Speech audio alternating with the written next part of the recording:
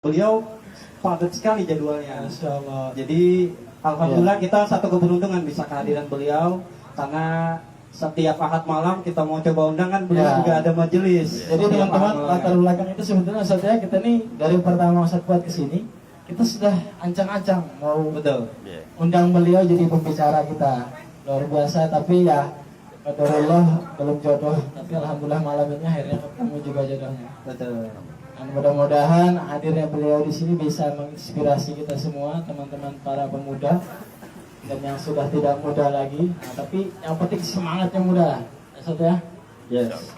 Tema kita pemuda dan kebangkitan Islam. Mungkin bisa disapa dulu Ustaz, teman-temannya di sini. Iya, boleh. Pada Ustaz.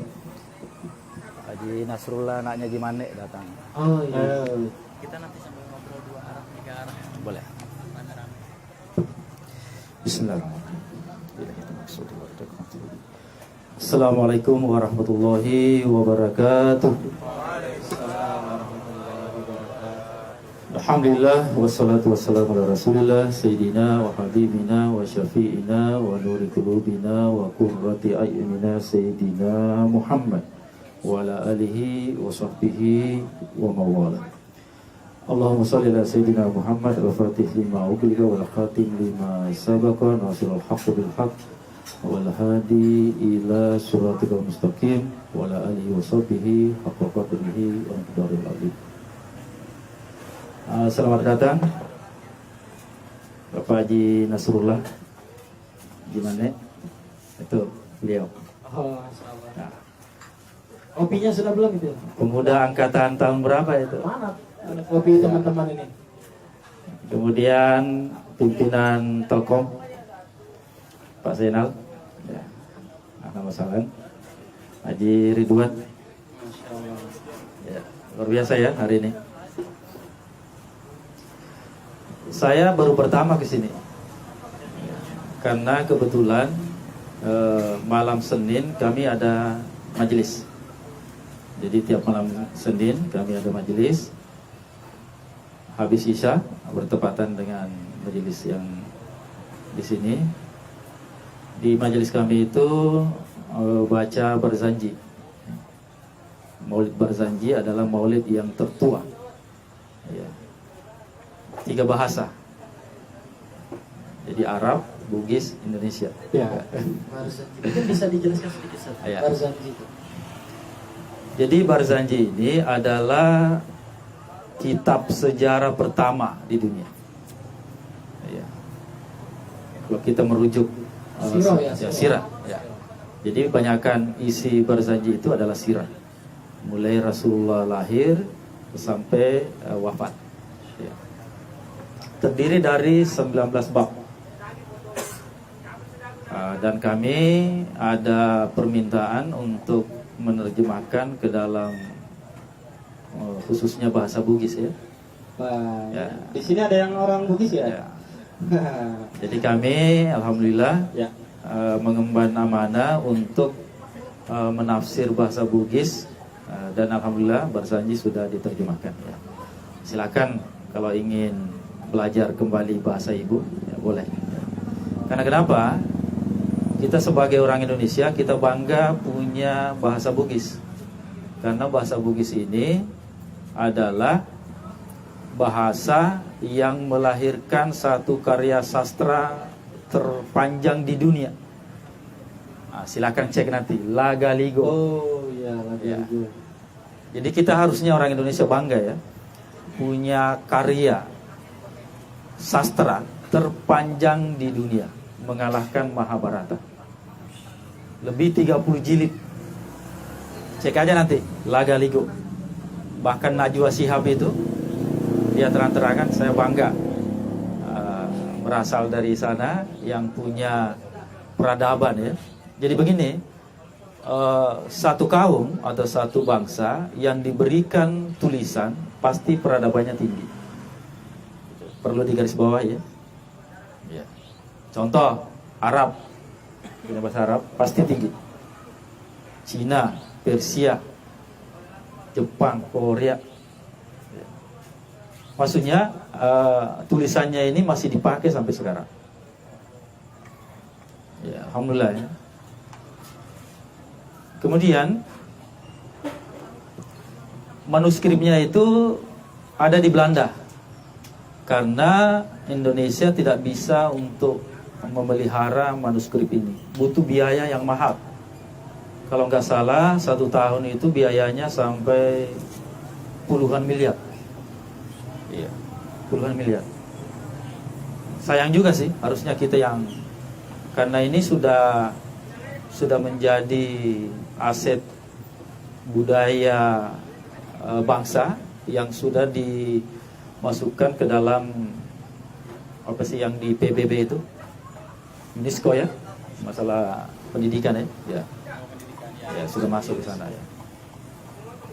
Nah, ini berarti kita ini bangsa Indonesia adalah bangsa yang mempunyai peradaban tinggi ya. Contoh ya, kemarin saya lihat satu penelitian terakhir-terakhir ini, kebanyakan peninggalan bersejarah itu dihubungkan dengan Indonesia. Nah, mungkin adik-adik pernah dengar ya, kalau Candi Borobudur itu adalah peninggalan Nabi Sulaiman. Itu penelitian 30 tahun oleh Fahmi Bashir. Nah, kalau dulu orang mengenal peradaban itu peradaban batu, Indonesia sudah memiliki peradabannya logam, emas. Surat Nabi Sulaiman ke Ratu Balkis itu, Raja Boko ya, itu emas sudah ditemukan. Bahkan koin Majapahit itu bertuliskan La ilaha illallah Muhammadur Rasulullah. Jadi kita bangga ya sebagai. Yang unik dari penelitian itu, kalau kita mendengar sejarah Indonesia, pasti tidak lepas dari kerajaan Majapahit dan Sriwijaya. Artinya kerajaan Hindu dan Buddha. Tapi faktanya, berapa persen orang Hindu dan Buddha di Indonesia? Ya, minoritas ya. Minoritas. Secara logika, bisa kita ada kritik sejarah. Kok bisa ya? Katanya yang awal-awal masuk di Indonesia Hindu, Buddha, tapi kok minoritas? Itu tidak nyambung itu. Tapi kok Muslim yang Islam yang mayoritas? Jangan-jangan yang pertama masuk di Indonesia Islam. Kalau begitu, pokoknya kita harus hati-hatilah. Masuk akal ya? Iya. Masuk akal sekali. Ini sifatnya ilmiah saja. Iya, dan harus dikaji kembali gitu.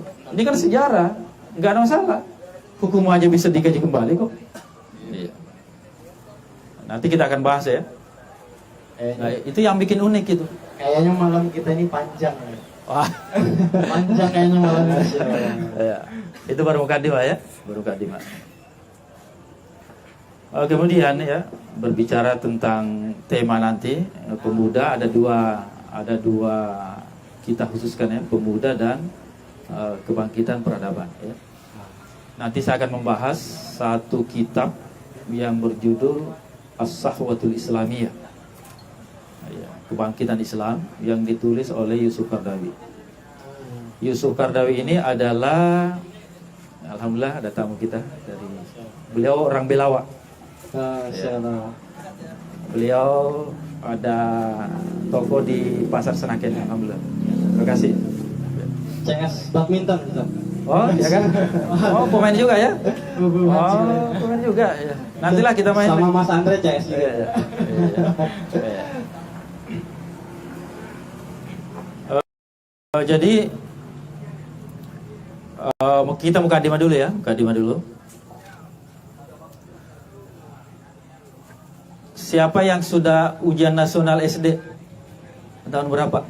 Siapa yang sudah pernah ya? Ya. Sudah pernah lewat. Ujian nasional SD sekolah dasar tahun berapa? Saya Ustaz. Saya kalau nggak salah ujian nasional SD itu tahun 83. Ada yang sudah lahir di sini 83? Sama 3 kan? Hah? Sama 3 ya, tapi saya 2003. Ya. 2003 saya sudah selesai di Mesir. 20 tahun kemudian. Ya. 2003 ya? Antum lahirnya muda banget. Ujian SD. Oh, ujian SD ya, ujian SD. 2003 Iya. Jadi persiapan ujian itu kita kan membaca buku panduan ya, ujian nasional, ya. Pelajaran agama. Nah, coba anugerah terbesar buat manusia itu adalah kan pilihan ganda. Nah, soal ujian pilihan ganda ini sebenarnya musibah ini buat pendidikan ini. Iya, di Mesir itu nggak ada istilah pilihan ganda, nggak ada. Mau SD, mau sanawiyah nggak ada. Menciptakan ini ya, satu barangkali ya. Semua Hitung saya kancing. Itu kancing. Iya, makanya kenapa pendidikan Indonesia itu mutunya itu di bawah 150. Kita kalah sama negara miskin Ethiopia, misalnya Afrika. Karena ujiannya aja pilihan ganda. Ada yang main apa? Dadu. Ada yang main tebak-tebakan. Enggak bermutu. Iya. Jadi waktu itu kita persiapan anugerah terbesar bagi manusia itu adalah misalnya mobil, kekayaan. Di situ yang benar di situ jawabannya agama. Umur kelas 6 SD. Waktu itu kira-kira pikiran kita apa gitu? Main ya, main, betul main. Mainannya apa? Layangan ya, main kelereng. PS ya, kalau masih ada Su- PS. Dulu belum ada. Belum ada tahun 80-an enggak ada. Ya minimal Tamiya lah. Ya. Kita mainannya layangan ya, bola ya. Asinan. Tapi waktu itu saya sudah main bulu tangkis loh. Wih, Pakai raket plastik. Jadi model-model raket itu saya sudah jalani gitu kan. Mulai dari Pakai plastik, kemudian kayu, tapi senarnya sudah bagus. Kalau kena air bengkok. Kalau dari samping nomor 8. Nah, baru raket ya sudah ada yang sambungannya ya. T, pakai T. Ya. Masya Allah. Saya SD sudah main bulu tangkis. Berarti zamannya Lim Swicking ya, Ustaz? Iya, Lim Swicking. dapat. Saya dapat. Masuk Icuk Sugiarto, Wih. kemudian Ardi Wiranata. Cuma beda nasib aja. Ya. Alhamdulillah menghasilkan satu prestasi kan. Saya juara Mesir bulu tangkis. Oh, Masya Allah. Jadi nggak ada yang ngalahin saya se-Indonesia. Ustaz Somad jadi penonton aja. Ya. Bahkan kami pernah juara se-Asia Tenggara. Jadi lawan berat waktu itu memang Malaysia ya. Tapi Malaysia ini maaf ya, nggak ada orang Malaysia kan? Memang ada otak liciknya dia tuh. Jadi pas saya haji, petugas haji tahun 2002, jadi alhamdulillah kami haji 3 kali sudah. Itu karena keyakinan. Ya, guru kami waktu sanawiyah mengajarkan, nah kalau sholat coba bayangkan Baitullah, ya. Adalah istilah tasawufnya ya, yang 4 ini kita harus hadapkan. Misalnya menghadap ke Ars, Baitullah, ke rahasianya Allah ya. Tiba-tiba saya sholat tarawih, takbir, saya langsung lihat sekilas Baitullah. Makanya saya yakin, saya itu pakai ilmu yakin. Jangan sampai kita kalah yakin sama iblis. Ingat itu. Kekuatan iblis, ilmu yakin.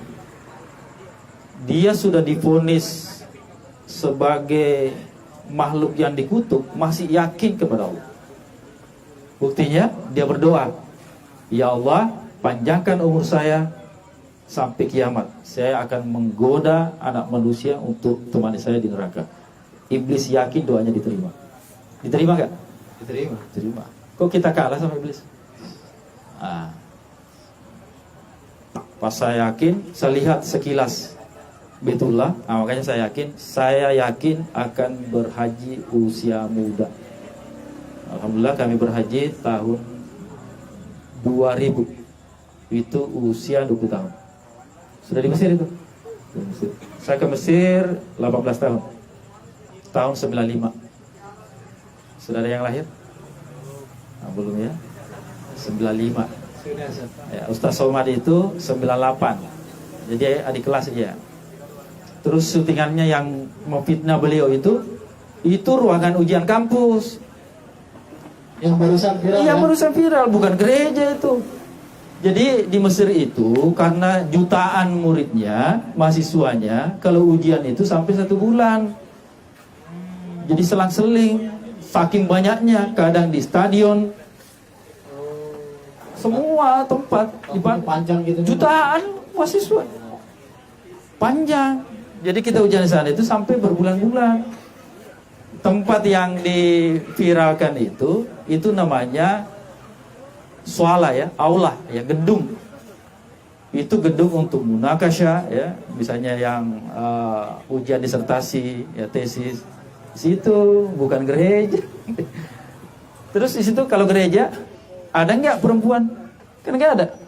Ya, karena di Mesir itu Al-Azhar itu dipisah ya, mahasiswa laki-laki dengan mahasiswi perempuan nggak ketemu. Gitu. Jadi ini satu metode ya, satu metode pendidikan itu memang nggak bisa digabung antara laki-laki dengan perempuan. Mulai SD harusnya itu. Gagal fokus tadi ya. Iya. Makanya kita ini gagal fokus terus ini. Iya. Betul. Apalagi mata laki-laki nih ya. Iya, gara-gara digabung gagal fokus terus lagi. Gagal fokus tadi. Ada peribahasa Bugis ya. Nanti saya artikan itu. Itu laki-laki, kamata-mata, kata-mata-ma, ketime-time. Apa artinya? Itu laki-laki, mata-mata suka mandang, terus suka masuk dan suka kencing. Tapi Ustaz, kalau semisal kayak saya nih laki-laki, kalau melihat wanita itu kalau memiliki hati berbunga-bunga, apakah saya kena dosa riba, Ustaz? Ya, ini kok lari ke riba ini. Wah, ini panjang ini kalau pembahasannya ini. Jadi dia bilang bunga, Ustaz. Bunga, karena bunga tadi. Kami bahas masalah riba di Bina Islam itu sampai 2 bulan. Sampai 2 bulan.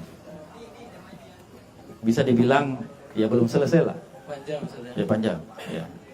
Panjang ya. Jadi sebenarnya riba itu bukan bunga tapi racun. Ya, cuma orang sekarang merubah kata itu biar menarik. Ya. Yang nggak usah dibahas dulu ya, nggak usah dibahas siap, ya. siap. Ya. Jadi kita lanjut ya, kita lanjut. Intermezzo saja. Ya, kita lanjut. Jadi kok bisa ya agama anugerah yang terbesar? Ya, itu terjawab setelah kita mulai dewasa ya, berpikir, oh betul ya, waktu SD memang nggak kepikiran agama, apa maksudnya? Kan SD kelas 6 kan ya cuma main ya, pikiran kita main apa nanti ya. Nah, ternyata satu hadis, mayuridullahu bi khairan yufaqihu fiddin. Itu intinya. Jika Allah menghendaki seorang hamba ini menjadi baik, dipahamkan agama. Ya, dipahamkan agama. Ya. Inilah tema kita nanti, kita akan tarik ya. Bagaimana peradaban Islam itu dibangun. Nah, di dalam buku itu, As-Safwatul Islamiyah, ada 2 pertanyaan itu yang sangat menarik. Mengapa dan siapa? Jadi kalau kita berbicara peradaban Islam, 2 kata kunci ini harus kita perhatikan. Mengapa, siapa?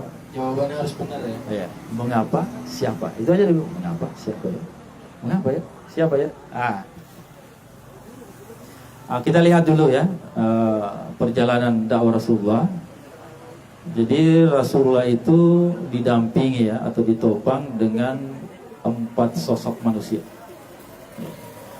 Dan 4 sosok manusia ini dari dulu ada, sekarang ada, sampai kiamat. Jadi dari dulu ada namanya Muhammad, ada namanya Abu Lahab, Abu Jahal. Dari dulu ada namanya Musa, dari dulu ada namanya Fir'aun, sekarang ada. Fir'aun sekarang banyak. Ingat ceramahnya Ustaz Ali ya, ketika melihat mumi Fir'aun, dia langsung teringat sosok, gak usah lah dibahas ya, mirip memang. Jadi sifat itu dari dulu, sekarang, akhir zaman pasti ada. Cuma kita ini posisinya di mana? Apakah mau menjadi Nabi Muhammad, mau menjadi Nabi Musa, atau menjadi Abu Jahal, atau Firaun? Ya. Jadi ada 4 sosok manusia yang mendampingi Rasulullah, yaitu yang pertama sosok Abu Bakar. Ya. Jadi sosok Abu Bakar ini dari dulu, sekarang selalu ada. Orang tua yang bijaksana, mengorbankan seluruh hartanya. Beliau ini kalau tidak berjumpa dengan Rasulullah, dia itu pusing. Bisa kita rasakan ini, manakala persaudaraan kita sudah erat, coba nggak ketemu sehari itu pusing. Dengan teman-teman itu, apa kabarnya ya? Jadi Abu Bakar ini kalau tidak melihat Rasulullah sehari, dia pusing, bingung dia.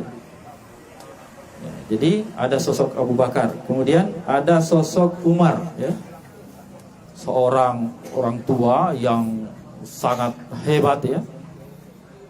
Meskipun awalnya pendosa, tapi setelah tobat menjadi manusia yang sangat luar biasa. Bahkan dibawa ke pemimpinan beliau, apakah itu namanya kekhalifahan, raja, sultan, gak ada urusan. Yang jelas pasti Islam akan berjaya nanti. Apapun namanya, gak usah dipermasalahkan itu. Pasti Islam akan berjaya. Mau namanya khilafah, sultan, raja, presiden, terserah. Itu kan penamaan aja. Ya. Gak usah kita lompat dulu ya, kita kembali. Jadi sosok Umar ini sangat luar biasa ya. Saya waktu ceramah, kapan terjadi gempa Palu? Tahun berapa ya? 2017 ya?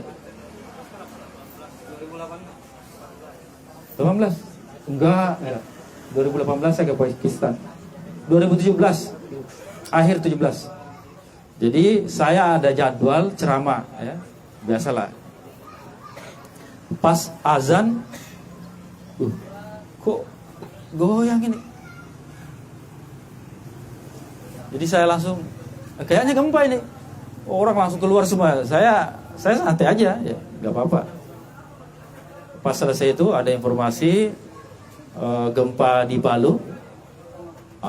Waktu itu tema saya langsung rubah. Jadi judul ceramah yang saya dikasih, saya langsung rubah. Saya bahas tentang gempa dan Khalifah Umar. Kita lihat ya, Khalifah Umar ya. Keadilan beliau itu ketika gempa, siapa yang tahu kisahnya? Beliau hentakkan kaki. Gempa di Madinah ya. Beliau hentakkan kaki. Wahai tanah, kenapa engkau bergoyang? Diam. Coba. Tanah aja diam, Pak. Apakah saya tidak adil memimpin sehingga kau bergoyang? Dan sejak dari itu tidak pernah lagi terjadi gempa sampai sekarang. Terjadi gempa nanti di akhir zaman untuk kenapa? Mengeluarkan munafik-munafik yang ada di 2 kota suci, Madinah dan Mekah. Karena Dajjal nggak bisa masuk ke situ.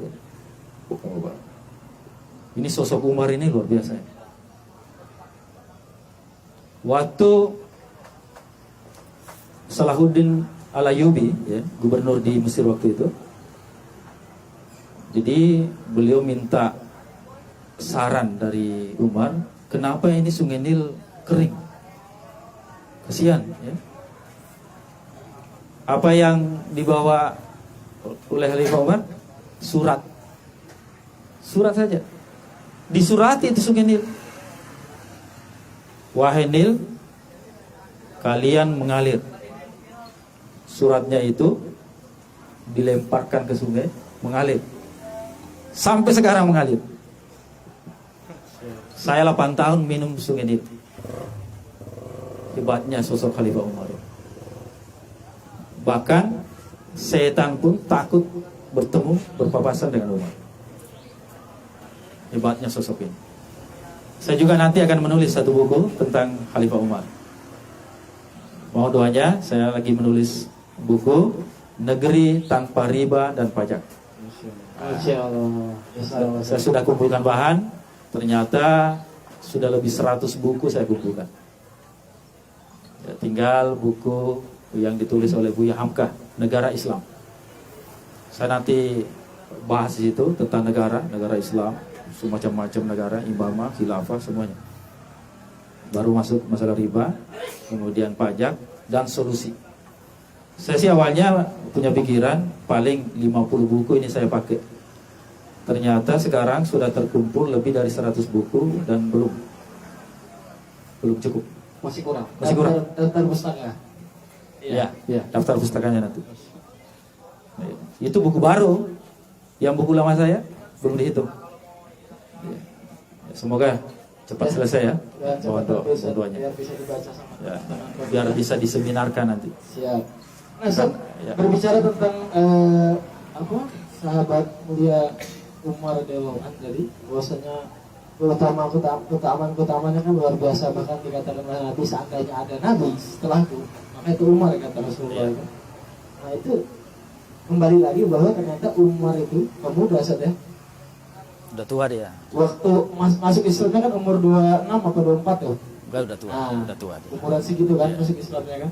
Maka itu menjadi sebetulnya juga motivasi bagi kita bagi teman-teman yang masih kalau benar apa dasar bahwa ukuran pemuda itu di bawah 40 tahun syabab.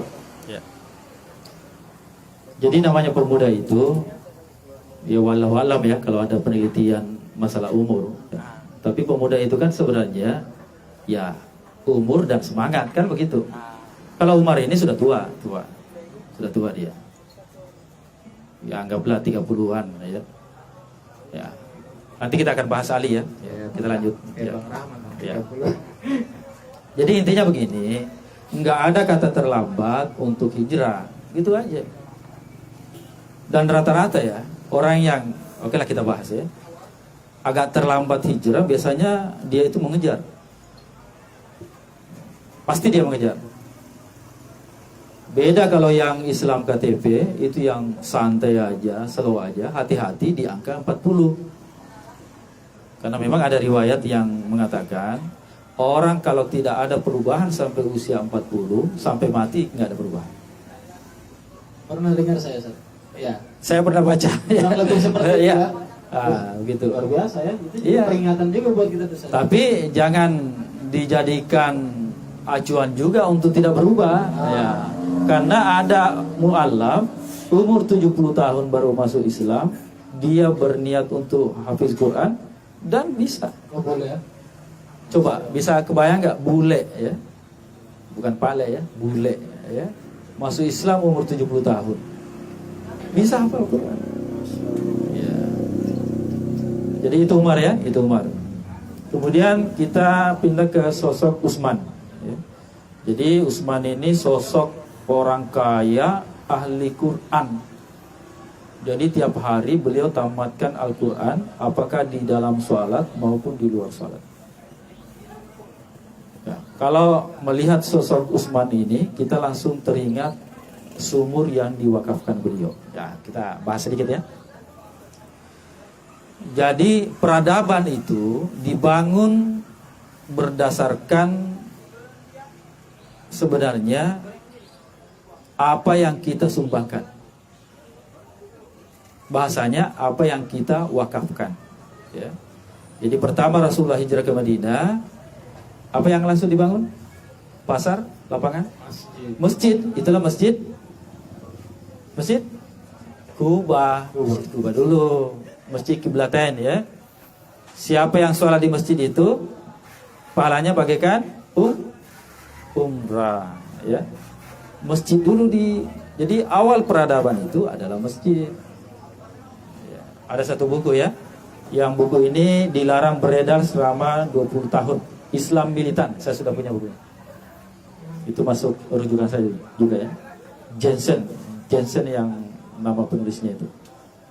Jadi generasi terbaik itu berasal dari masjid. Sejarah membuktikan, jadi generasi terbaik pasti dari masjid. Jadi kalau kita ingin menjadi generasi terbaik, harus menjadi ahli masjid. Makanya pernah Ustaz Somad ceramah itu ya, menggebu-gebu sudah semangatnya. Karena ceramahnya kan malam gitu kan, kayak sekarang lah. Terus beliau bilang, ya kita lihat nanti subuh apakah sama ramainya sekarang. Kalau enggak katanya, jadi belum bisa ya. Jadi ukurannya itu sholat subuh sama dengan sholat Jumat. Itu satu ya. Ya. Jadi Utsman ya. Jadi waktu itu, jadi kalau kita lihat sejarah apa yang mereka korbankan. Jadi sejarah pertamanya itu Nabi Ibrahim itu mewakafkan tanahnya untuk dibangun Ka'bah, diperluas maksudnya, dan menjadi Masjidil Haram ya. Rasulullah mewakafkan tanahnya untuk Masjid Nabawi. Nah, terus Utsman ya. Waktu itu ada tantangan dari Rasulullah yang mengatakan kita ini butuh air.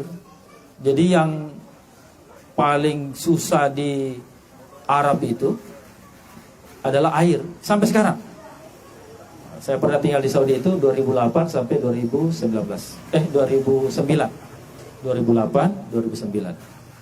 Waktu itu segelas air lebih mahal 200, apa sih istilahnya itu? 200 rupiah lah ya.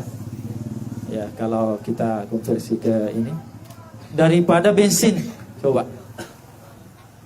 Segelas air lebih mahal daripada 1 liter bensin. Waktu itu ada sumur yang dikuasai oleh orang Yahudi. Ya, disinilah ya satu pelajaran buat kita. Jadi ditantanglah oleh Rasulullah. Wahai sahabatku, siapa yang bisa membebaskan itu sumur, maka dia akan mendapatkan surga yang paling tinggi. Sahabat Utsman enggak mikir 2 kali, langsung didatangi yang punya sumur. Yahudi ya, Yahudi. Ya, Yahudi. Jadi Yahudi ini dia makin kaya dia karena menjual air kan? Ya. Kira-kira ya, tuan-tuan, si Yahudi ini mau enggak dia jual sumurnya? Yahudi ini orang kaya, bisnisnya lancar.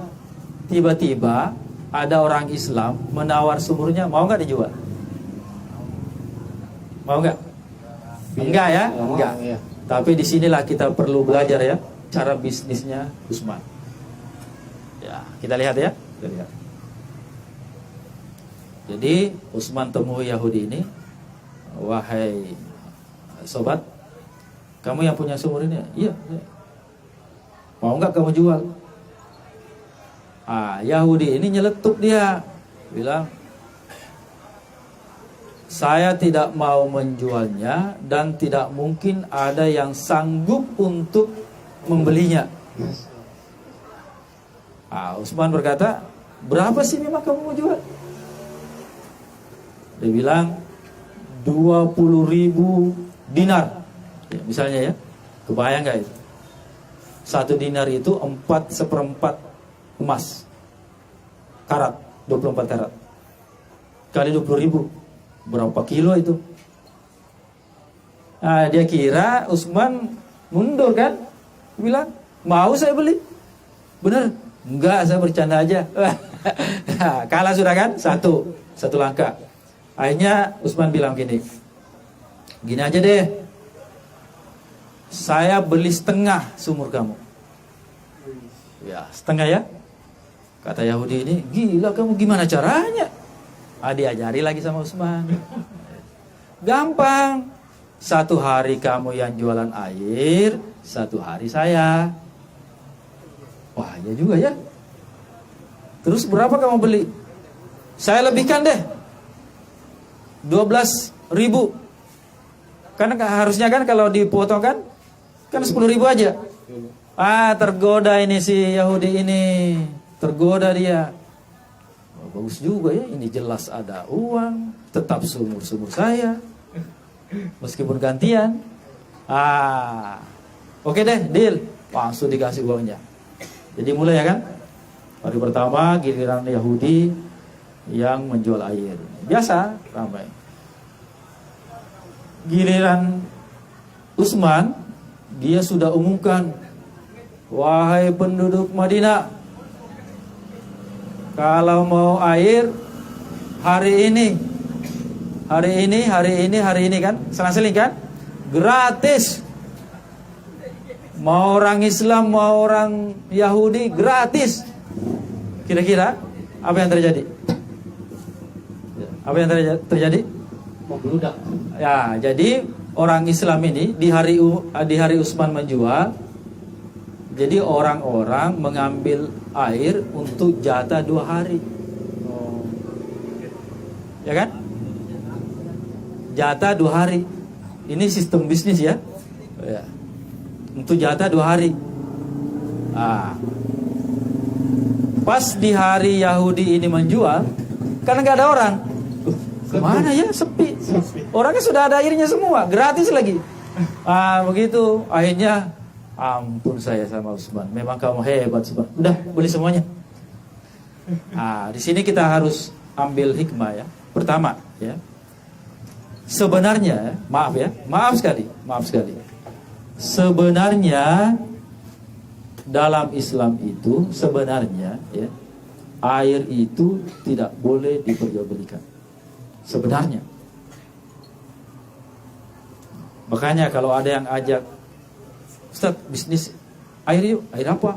Ini air zikir, air aqua, air ini. Malas deh. Sebenarnya. Karena di dalam Islam itu ada 3 hal yang kita berserikat, tidak boleh dimonopoli. Yang pertama, air. Yang kedua, api. Yang ketiga, al-kala. Kala artinya padang ilalang, padang rumput. Ini terjadi di Afrika. Ya. Kita kembali ya. Melihat sejarah. Ini baru. Jadi jamaah tabligh ya, jamaah tabligh. Jadi rombongan dari Teluk. Ini kalau dari Teluk berarti tajir sultan. Uangnya itu enggak ada nomornya itu. Ada serinya. Enggak ada serinya kalau. Berapa kali saya mendampingi jamaah Saudi, memang luar biasa kekayaan. Termasuk 2018 saya dampingi ke Jogja. Jadi mereka ini enggak mau naik pesawat. Kami sudah sering katanya naik pesawat, naik kereta api. Wah, uangnya banyak sekali. Ya. Jadi rombongan orang-orang Teluk ini huruf keluar di Afrika. Jadi mereka ada data ya, di mana ada pemurtadan, misionaris, di situ dia datang. Pernah ada yang datang ke sini. Waktu masih Pak Safruddin yang masuk di Kandepak waktu itu. Ya. Ternyata di Afrika ini kasusnya ada seperti waktu zaman Utsman. Jadi ada satu desa yang ada sumurnya, banyak airnya, dikuasai oleh orang Nasrani. Ya. Jadi antrilah orang untuk ngambil air. Sudah beli pemurtadan. Boleh katanya desa yang sebelah yang mayoritas muslim boleh ngambil air di sini, tapi dengan syarat harus pindah agama. Coba kalau kondisi begini gimana kira-kira? Allah mengirim jamaah dari Teluk, orang-orang Arab yang kaya ini ke tempat itu. Ya sama, persis sama dengan ditawarlah sumur ini. Mau nggak dijual? Sama nggak mau. Tapi kira-kira kalau angka ratusan miliar, tergoda juga nggak? Akhirnya tergoda. Dan dijuallah sumur ini. Ya. Ini baru kejadian tahun 2000-an baru. Ya. Dijual sumur ini, sama sistemnya. Wahai penduduk desa silakan ambil air gratis, mau Islam, Muslim atau Nasrani terserah. Mereka takjub, kok bisa? Kami waktu kami yang kuasai sumur ini, kami harus murtadkan penduduk desa sebelah. Kok ini enggak gitu? Dibacakanlah hadis ini. Kalau al-muslimun syuraka'un fi salasin. Al-kala, al-ma, an-nar. Akhirnya satu desa yang Nasrani ini masuk Islam. Gitu, Pak. Kita harus mencontoh ya. Kita harus mencontoh. Ya, luar biasa ya. Dibacakan hadis ini aja, satu desa masuk. Kita sudah berbusa-busa mulut kita bacakan ayat. Sudah ada yang Islamkan di sini? Sudah ada nggak? Belum ya? Belum ada tiket kamu masuk surga. Alhamdulillah kemarin ya, sebelum Ramadan ada orang Manado kami Islamkan. Dia telepon saya mau masuk Islam, ada keluarga mau masuk Islam, saya bilang, silakan. Malam Senin. Silakan datang ke majelis. Kebetulan waktu itu malam majelis datang. Kami dialog ya, apakah mau masuk Islam karena terpaksa atau saya ikhlas katanya, ridha masuk Islam. Oke lah kalau gitu. Kamu balik dulu, mikir lagi. Enggak. Sekarang saya mau masuk Islam. Kita lihat ada saksi. Kita lihat jam 12 malam. Saya langsung bertanya, kamu enggak dingin enggak kalau mandi sekarang? Kok harus mandi? Iya, orang mau masuk Islam itu harus mandi dulu. Udah mandi, saya Islam kan. Jadi alhamdulillah ya, kami 1 tahun di Grogol sudah ada kami Islam. Datang sendiri. Orang bilang, kenapa sih ke Ustaz Fuad? Ustaz radikal, Ustaz ini. Mana radikal? Orang radikal itu memang harus berislam radikal. Coba bahayanya mereka ya, memutarbalikkan istilah. Jadi beragama itu harus radikal. Radikal artinya akar. Jadi beragama itu jangan sepoi-sepoi, harus radikal. Iya, harus radikal. Apapun harus radikal. Harus tahu dulu apa arti radikal. Artinya radikal itu orang berislam betul-betul kuat, mengikuti Al-Quran dan hadis. Itulah radikal, mengakar gitu. Radix artinya akar. Ada kan kopi radix itu yang punya HPA itu. Nah, jadi kita berislam, apapun yang kita lakukan harus radikal. Sampai hal-hal dunia. Contoh ya, kita jual apa nih? Jual kopi. Jadi cara campurnya itu harus radikal. Harus betul-betul kopinya berapa persen, gulanya berapa persen, jangan dikurangi. Ya itu SOP.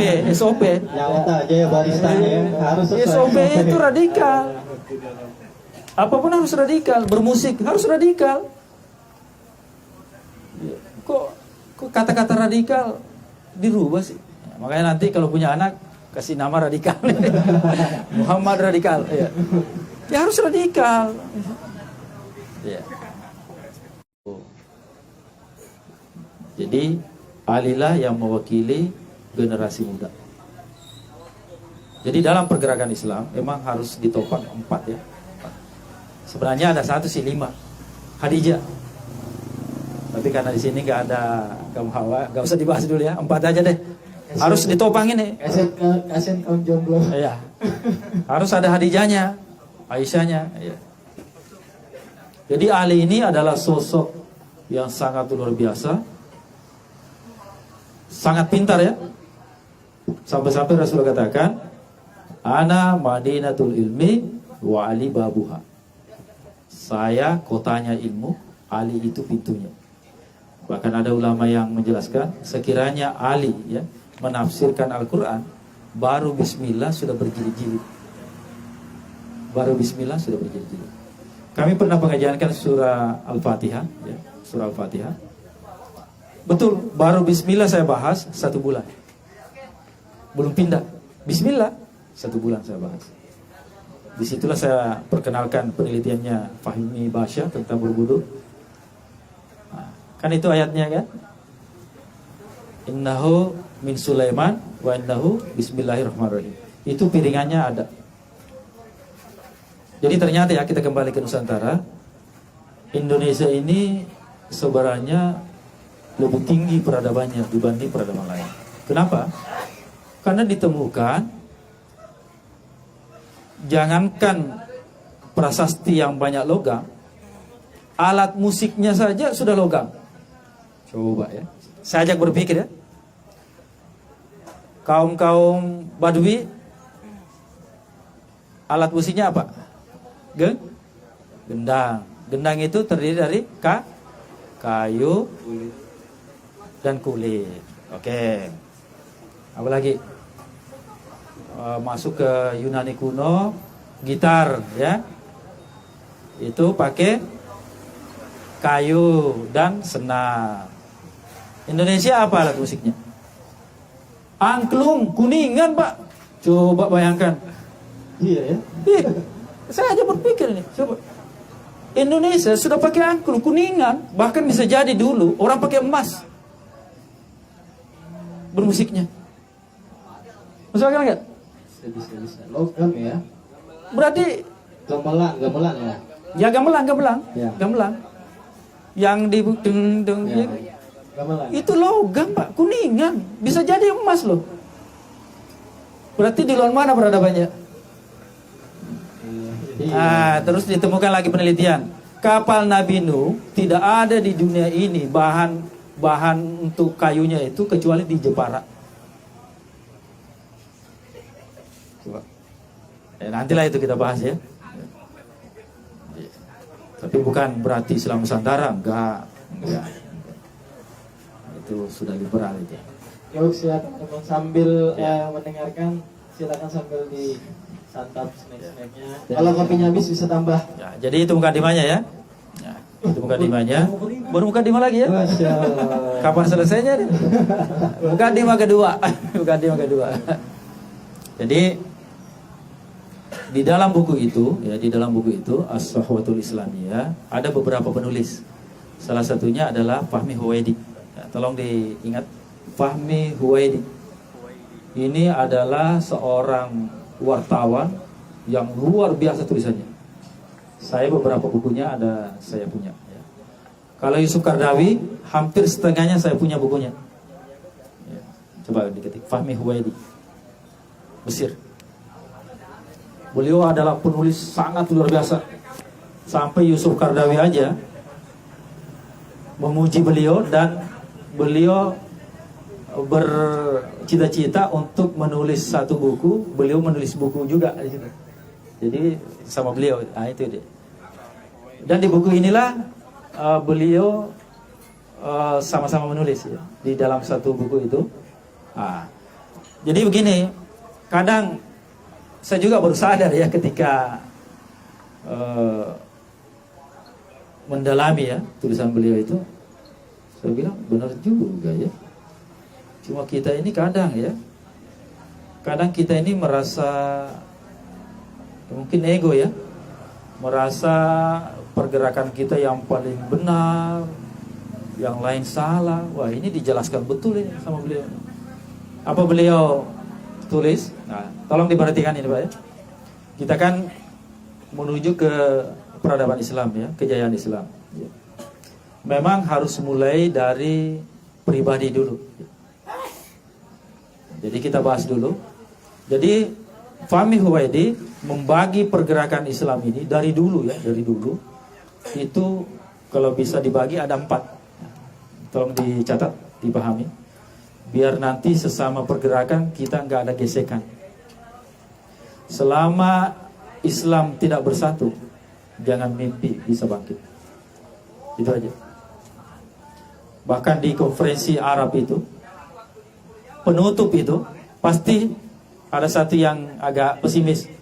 Kami di sini, kita di sini berkumpul, negara Arab berkumpul untuk tidak sepakat. Masalah Palestina tidak pernah beres. Karena penyakit wahan sudah muncul, cinta dunia tak mati. Makanya kenapa kepemimpinan itu diganti ya. Manakala meskipun Islam, manakala orangnya tidak amanah lagi. Kalau sudah kena penyakit ini, diganti sama Allah. Dan kita sekarang berada di fase keempat, diktator. Sabar aja Pak, sabar. Fase kelima, pasti Islam berjaya. Apapun bentuknya. Mau khilafah, mau imamah, mau raja, mau sultan, mau presiden. Intinya rohnya Islam. Kalau kita fokus di nama, berdebat terus. Tidakkah kita lihat di Eropa banyak gereja ditutup, Pak, dijadikan masjid. Apa yang terjadi? Pemerintah Inggris melarang orang Islam membeli gereja untuk dijadikan masjid. Luar biasanya. Sampai di Spanyol itu Frederick Canote menghabiskan uangnya, gajinya, gaji pemain bolanya, membeli masjid, Pak, membeli gereja. Tapi Islam ini, orang Islam nggak kehabisan akal. Oke, kita katanya nggak boleh membeli gereja untuk dijadikan masjid. Oke, kita beli gereja. Ini untuk apa ini? Untuk Islamic Center. Bukan masjid kan? Bukan. Boleh. Coba Pak akalnya, kayak akalnya Utsman. Coba dijual, dihabisi juga. Jadikan Islamic Center. Untuk apa itu Islamic Center? Ya untuk baca buku lah anak-anak. Enggak apa-apa. Tidak dipakai sholat kan? Enggak. Padahal ujung-ujungnya kan dipakai sholat juga. Islamic Center kan dipakai sholat juga. Coba. Ya. Kita kembali ya ke pergerakan ini. Ini mukadimah kedua ya. Sebelum kita tutup. Beliau membagi, tolong dicatat ya. Ini serius nih. Biar nggak ada gesekan nanti dengan teman-teman yang lain. Nggak ada gesekan dengan kelompok lain, dengan tablik lah, dengan salafi lah, dengan apa. Biar kita satu tujuan ya. Nanti tergantung niatnya. Kalau yang melihat nanti, oh ini yang paling ikhlas ini yang diambil ya. Jadi beliau membagi 4 ya. Yang pertama, pergerakan terorganisir dan berpolitik. Kita harus akui keberadaan mereka. Pergerakan terorganisir dan berpolitik. Apa itu? Seperti Ikhwanul Muslimin di Mesir, sudah pernah jadi presiden, dikudeta sama Syiah. Hizbut Tahrir, ada juga di Tunis, ada di Aljazair. Kita harus akui pergerakan mereka dan tidak boleh menyepelekan. Karena kalau enggak, kita merasa paling benar, paling hebat. Wah, enggak ada. Jangan tunggu keajaiban kalau begitu. Bahkan ada satu riwayat itu, orang Islam ini sudah dapat hidayah, tapi karena berdebat terus, akhirnya hancur juga. Nanti kita sesi ketiga nanti ya, kita akan bahas itu. Apa itu? Yang pertama, gerakan yang terorganisir dan berpolitik. Bahasa kerennya, organisasi politik. Jadi, kalau ada gerakan yang berorganisasi dan berpolitik, itu saudara kita. Kalau di Indonesia, anggaplah PKS, misalnya. Jadi itu saudara kita. Yang kedua, gerakan yang terorganisir tapi tidak berpolitik. Misalnya, Jamaah Tabligh, tarekat tasawuf. Bahkan beliau memasukkan salafi di situ. Dia terorganisir tapi tidak berpolitik. Kita harus akui juga keberadaan mereka. Apalagi Jamaah Tabligh ini, saya adakan penelitian. Organisasi pergerakan terbesar di dunia, kita harus akui Jamaah Tabligh. Kalau nggak percaya, teliti. Jangan merasa Jamaah Tabligh orang tatoan aja, seperti yang datang kemarin. Jamaah Tabligh sekarang Pak, orangnya pinter-pinter semua. Ada nggak pesantren di Indonesia yang melahirkan seratusan hafiz Quran kecuali Pondok Tabligh? Silakan teliti Tomboro, Payaman, Kerinci. Jangan merasa ini saya lah ini. Maaf deh. Pernah ya satu kisah di Bandung, teman-teman alumni Mesir membuat satu perguruan tinggi. Cuma lucunya syaratnya pendaftarnya itu yang diterima ini kecuali jamaah tabligh. Apa yang terjadi? Allah kirim ulama-ulama Al-Azhar, ternyata jamaah tabligh semua, dosen-dosen kami mengirim ke Bandung. Coba silaturahmilah ke perguruan tinggi ini. Teman-teman, ternyata mahasiswa. Pas lihat, Syekh, ampun. Kami bertablik. Tablik itu sifat Nabi. Coba sebutkan 4 sifat Nabi. Siddiq, amanah, fatana, terakhir tablik. Saya adakan penelitian, Pak. Sudah 3 negara saya teliti. Malaysia, Thailand, Pakistan. Di Pakistan setengah tahun saya meneliti. Makanya kita ini jangan pandang enteng orang, jangan. Kenapa? Yang di depan mata kita banyak orang-orang, anggaplah mantan preman, ya itu aja yang kamu lihat. Coba kamu teliti di pesantren-pesantren yang berbasic tabligh, perguruan tinggi yang berbasic tabligh di India, Pakistan, penghafal hadis, Pak. Ini fakta. Jangan kita seperti katak di bawah tempurung. Mau ya kalau saya agak-agak ini. Siap. Iya, saya meneliti. Mudah semua, Ustaz. Iya, saya meneliti. Iya. Makanya coba, tidak ada pergerakan di dunia sebesar jamaah tabligh. Saya pernah print ya markas mereka. Maaf, saya print markas mereka. Ya. Jadi sudah habis 1 rim, belum habis itu markasnya. Masuk akal nggak? Markas besarnya tabligh di Israel. Kalau mereka pertemuan jor, mereka main di stadion. Karena orang Israel sendiri takut sekali sama jamaah tabligh. Apa kata mereka? Saya pernah ketemu dengan orangnya langsung. Jangan ganggu itu. Kalau kamu ganggu itu, marah Tuhannya Musa. Israel, Pak. Kebayang gak markas tablighnya besar banget, apalagi di Prancis sekarang. Saya waktu di Pakistan, ketemunya orang Eropa banyak kan, orang Brasil, Masya Allah. Fakta, tidak mungkin saya bohongi mata saya. Kita ini merasa ini di Indonesia, ketemu mereka nggak ada apa-apanya. Kita bukan hafal Quran, hadis berapa biji kita hafal. Anak-anak kecil pesantren tabligh yang ukuran SD sudah hafal 500 hadis. Silahkan cek penelitian di Tomoro. Silahkan di Kerincing. Cuma mereka nggak diekspor.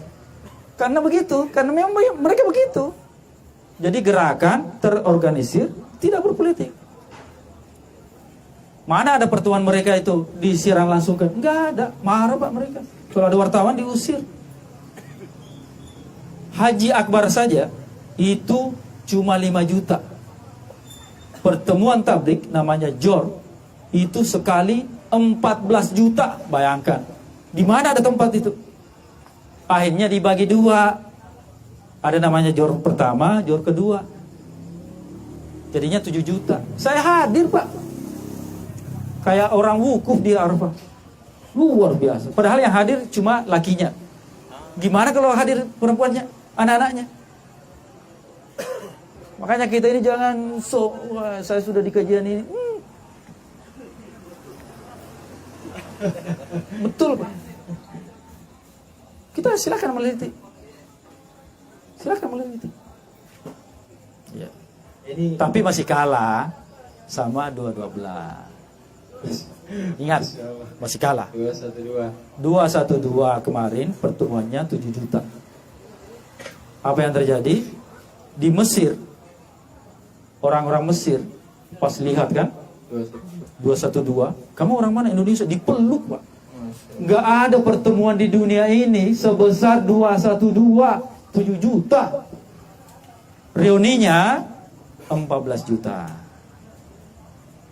Jadi yang 212 dengan reuni itulah yang mengimbangi tablik. Haji kalah Pak, Haji Akbar kalah. Haji Akbar kalah. Haji Akbar cuma 5 juta. Kalah Pak. Ini investasi saja. Coba. Investasi bagi Islam. Ya. Itu jamaah tablik, kemudian tarekat ya. Tijani, Qadiriyah, Zaziliyah. Yang ketiga, gerakan yang terfokus kepada satu tokoh. Jadi kita nggak boleh menyepelekan gerakan ini ya. Gerakan yang ketiga ini. Jadi semuanya harus menyatu nanti ya. Walau alam ya, siapa nanti yang bawa panji hitam putih itu. Tapi kalau orang Palestina yakin sekali kalau Indonesia. Masya Allah. Takbir. Allah Akbar. Rating saja. Ketika Ustaz Salim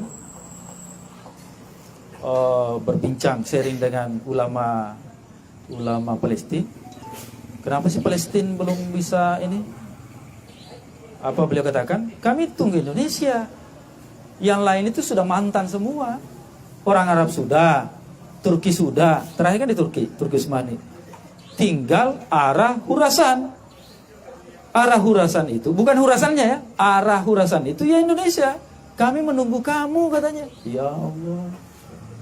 Orang Palestina yakin yang bebaskan nanti Palestina, Masjidil Aqsa, orang Islam yang ada di Indonesia. Yakin gak kamu? Yakin. Karena sabda Rasulullah tidak pernah meleset. Cuma kita tidak tahu ya, yang mana nanti, yang mana ya, kita nggak tahu. Yang jelas kita bergerak aja, berjuang dan ikhlas. Gak usah merasa paling hebat, paling benar gerakannya, gak usah. Ya. Masih panjang kan waktunya? Masya Allah. Ini kalau Sayang capek ini kalau gini. Saya ulang ya. Yang pertama tadi terorganisasi dan berpolitik. Yang kedua tidak berpolitik, tidak berpolitik. terorganisasi tapi tidak berpolitik.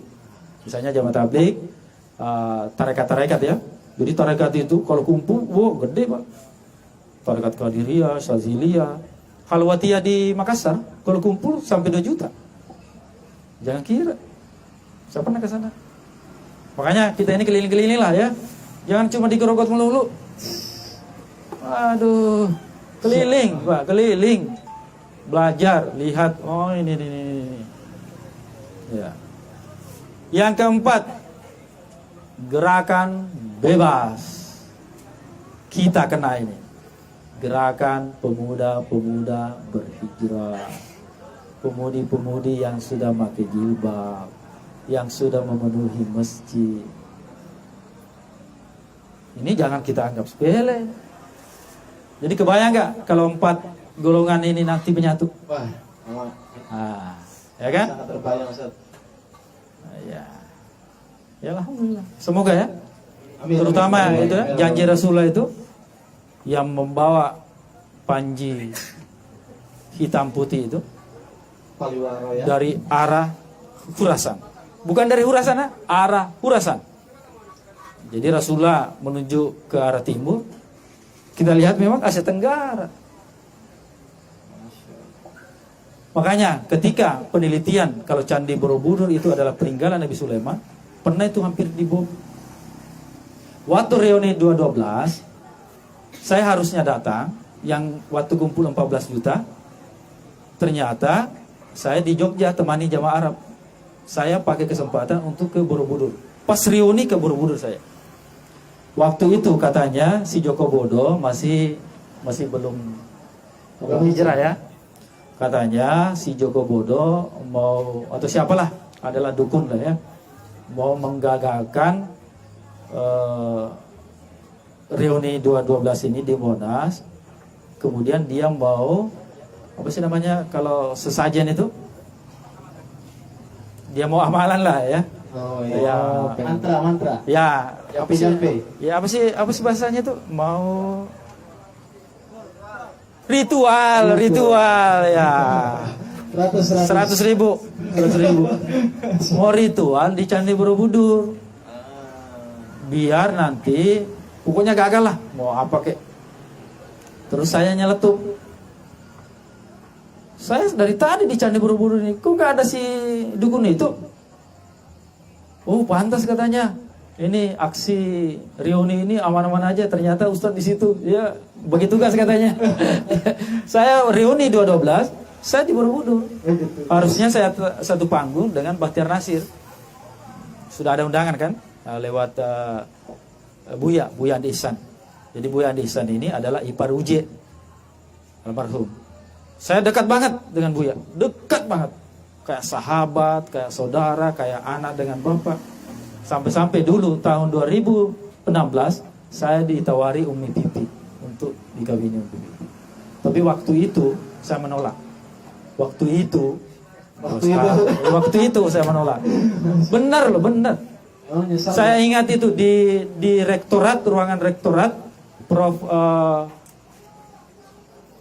yang di Pelopo, Yayan Pelopo, sudah dipanggil. Buat kamu aja kawin Umi Pipi. Kasihan itu janda.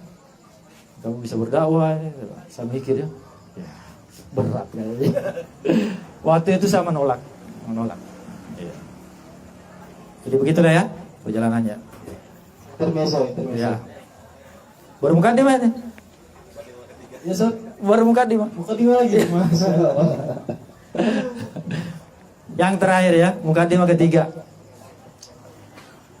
Dalam satu buku itu juga kita bahas tulisannya Syekh Yusuf Qaradawi. Saya saking mengidolakan Yusuf Qaradawi. Tahu nggak Yusuf Qaradawi?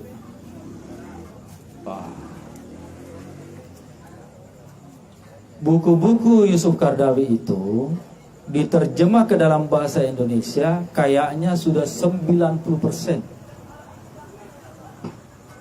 Karangan beliau itu lebih 100. Yang paling terkenal Fiqhuz Zakah. Ya. 2 jilid.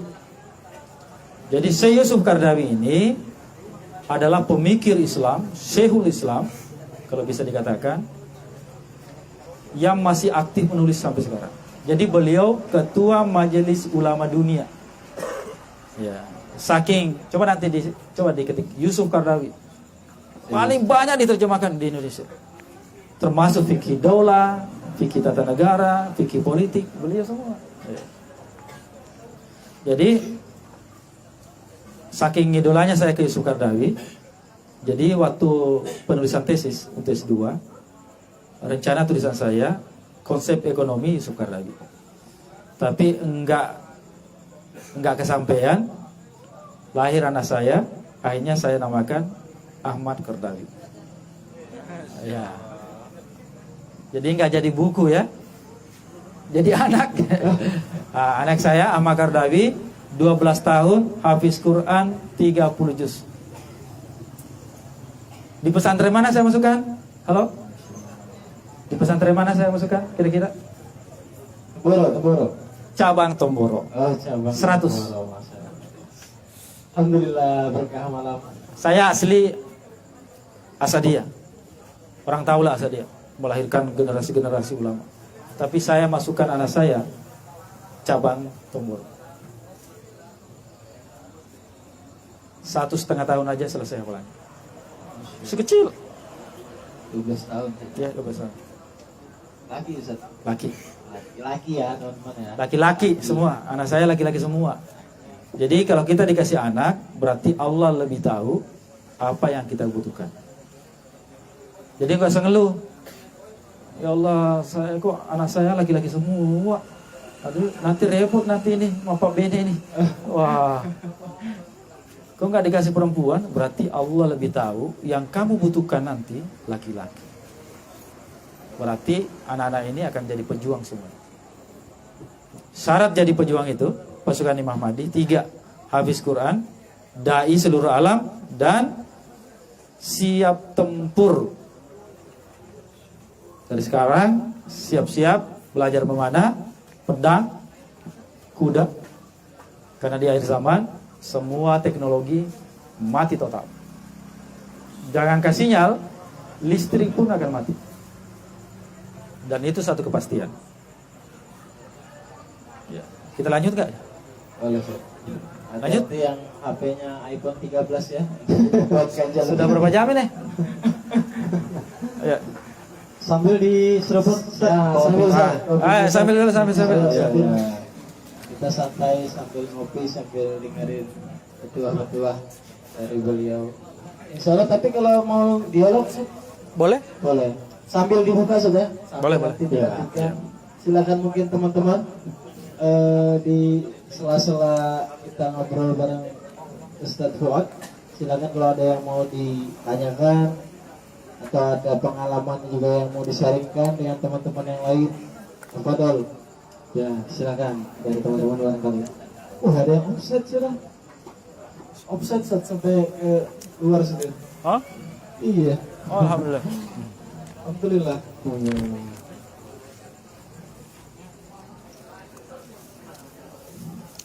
Oh, ini kan punya saya? Iya, Ustaz. Dua-duanya sih. Oh, iya.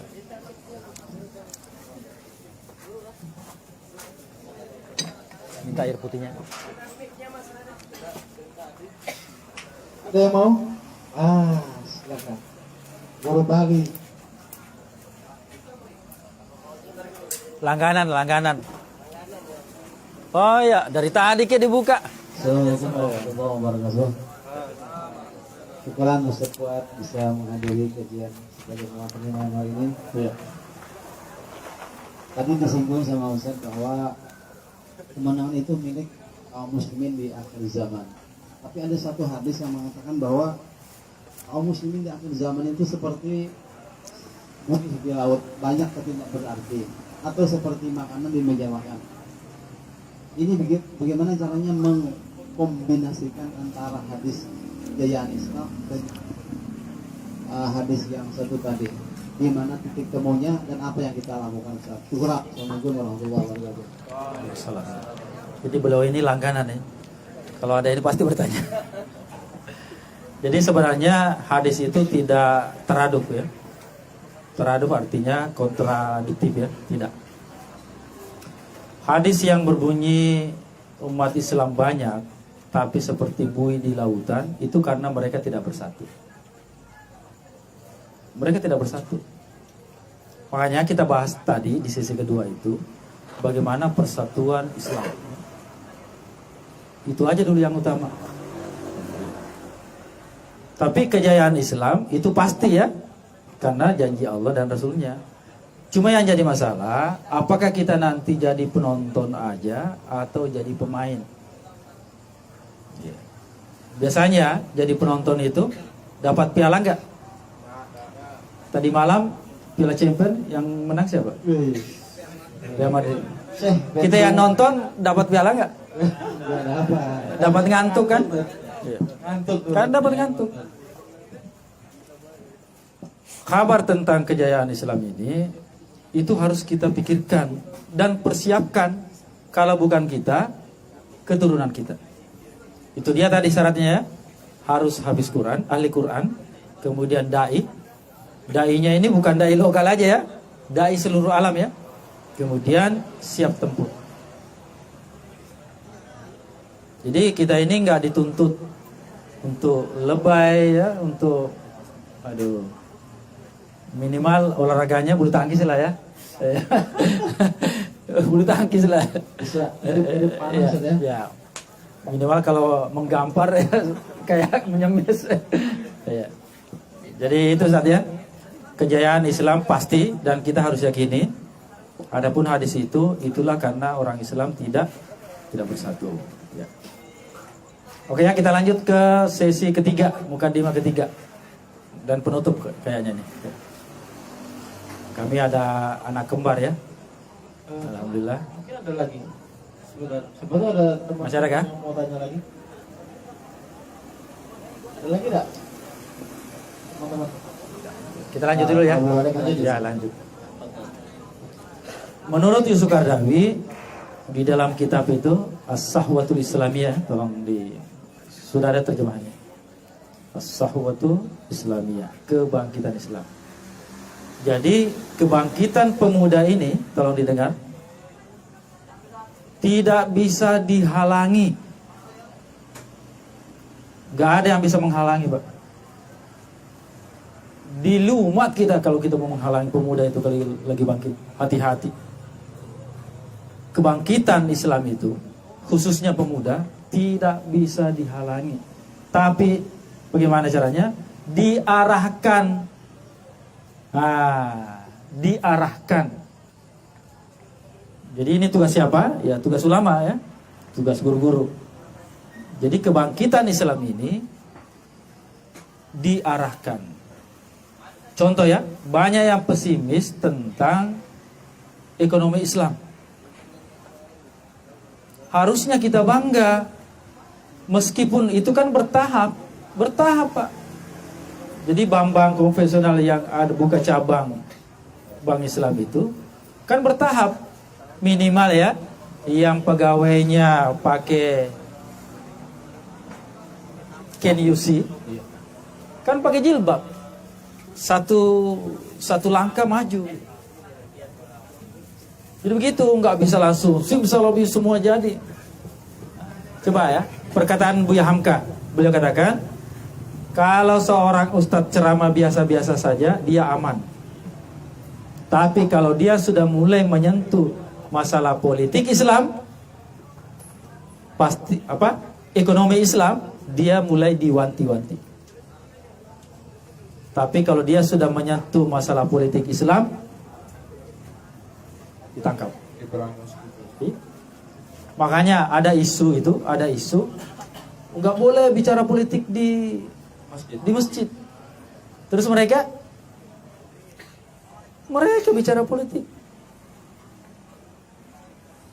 Nah, coba luar biasa serangan kita. Jadi gerakan pemuda ini, kebangkitan pemuda ini diarahkan, jangan dilawan, jangan dihalang-halangi. Meskipun ada beberapa hal yang harus dibenahi. Nah, poinnya ya, tolong diperhatikannya. Yang pertama, jadi gerakan ini harus betul-betul belajar Islam itu secara, kalau orang bilang bersanad, berguru. Ya. Harus Pak. Jadi nggak ada ya, belajar Islam itu otodidak. Maaf. Harus berguru. Bahasanya ada sanadnya, bersanad. Beda kalau ilmu-ilmu dunia ya. Bisa aja kita misalnya bagaimana meracik kopi, bisa lihat YouTube. Tapi kalau sudah Islam, apalagi yang berbicara hukum, nggak bisa Pak. Harus berguru. Betul, harus berguru. Jadi yang namanya otodidak ini itu cuma pelengkap informasi aja. Jadi harus kita berguru. Yang namanya berguru ini ya bisa masuk pesantren, bisa hadiri majelis taklim. Ya, di mana majelis taklim ini gurunya jelas ya, gurunya jelas. Artinya gurunya ini belajar di mana ya? Contoh ya, misalnya kalau seorang ustadz belajar di satu perguruan tinggi yang sudah masuk, berarti sanadnya jelas. Pasti. Kan begitu. Pasti itu. Misalnya orang belajar di Mesir, sanadnya jelas banget. Artinya dosen-dosen kita bergurunya kemana? Pasti. Bahkan keunggulan Al-Azhar itu, di situ saya heran Pak ya. Di sana itu tidak boleh ngajar kecuali profesor doktor. Saya heran. Luar biasanya. Meskipun mahasiswa baru, peraturan Al-Azhar harus yang ngajar itu profesor doktor. Kalau kita yang ngajar S2 cukup. Betul kan? Jadi ilmunya kurang lebih. Kalau kalah baca, bisa jadi mahasiswanya lebih pandai dari dosennya. Apalagi kalau dosennya gaptek. Di sana itu aturannya yang bisa jadi dosen harus profesor doktor. Makanya ilmunya tinggi banget. Kita seakan-akan nggak nyampe. Makanya proses belajar sana lama. Ya. Jadi itu yang pertama ya. Jadi kebangkitan pemuda ini harus betul-betul berilmu, berguru. Guru yang jelas ya. Yang kedua, tidak boleh membahas masalah sepele. Kita ini kalau sudah bergerak, nggak usah masalah hilafiyah selalu ditonjolkan. Buang sudah jauh-jauh itu. Yang harus kita pikirkan langsung masa depan. Bagaimana kita bersatu, bagaimana kita berjaya kembali. Dari dulu yang dipikirkan, yang direbutkan masalah maulid, masalah bersandi, masalah kunut, basmalah. Kapan majunya kita, Pak? Coba. Kapan mau maju? Selesai nggak masalah itu? Nggak bakalan, karena itu masalah hilafiyah. Yang namanya masalah hilafiyah, semua ada dalilnya. Nggak bisa maju, Pak. Lihat aja pergerakan. Kalau pergerakannya cuma menyalahkan orang, cuma nggak bakalan. Kata orang Makassar, gayanya Ji. Gayanya Ji. Pernah ya? Jadi mereka mengutus 2 orang ikuti pengajian saya. Sengaja mau dikacaukan kan? Bertanyalah dia, Ustadz, bagaimana tata cara tayamum di bulan? Iya ya. Yang ke bulan aja belum pernah kan? Saya langsung jawab, kamu ke bulan? Mereka kok sampai memata-matai pengajian saya, bikin kacau. Ya saya kelawan. Saya bilang, kamu ke bulan? Saya bilang, kamu belajar yang dasar dulu. Kita ini lagi pengajian fikih. Ikuti aja lah dulu. Apa yang terjadi, Pak? Anak ini 2 mahasiswa. Dia kan mahasiswa ya. Tapi karena mereka ikut kajian yang bid'ah ini, dasarnya nggak ada. Ikut perlombaan tayamum. Apa yang terjadi? Dia tayamum berkumur-kumur pakai tanah. Ya Allah. Coba. Kok masalah itu yang selalu mereka pusingkan? Orang sudah enak beribadah, salah loh. Ya Allah. Gimana mau maju, Pak? Betul kan? Coba pikiran kita satu. Yang masalah kecil ini, sepele ini, nggak usah lah. Nggak bisa, Pak, terselesaikan. Kalau kita bermatematika ya, masalah hilafiyah ini ibaratnya begini. 10 berapa tambah berapa? Berapa? Macam-macam ya.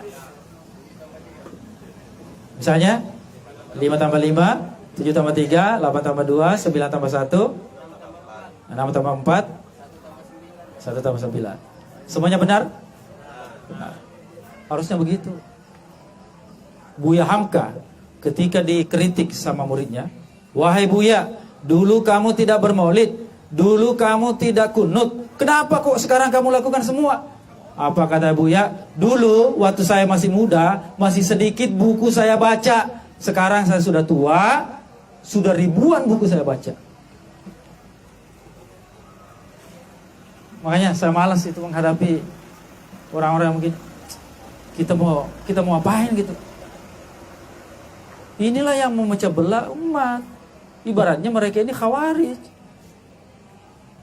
Harusnya kita satu visi, terjadi gesekan terus. Enggak bisa lah orang disatukan. Biarkanlah orang yang basmalah, salawatan. Ente kalau enggak mau basmalah, terserah. Yang jelas ente sholat. Yang salah itu yang tidak sholat. Kan begitu.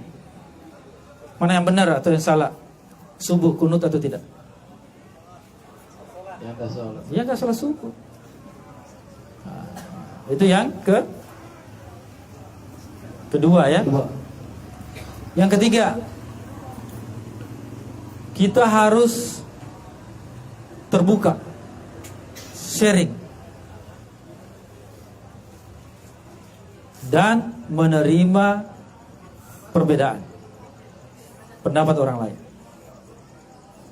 Ya, kita harus sharing dan menerima pendapat orang lain. Jadi musibah bagi umat ini Kalau kita tidak mau syirik dan menganggap diri paling benar, yang lain salah. Musibah enggak? Musibah.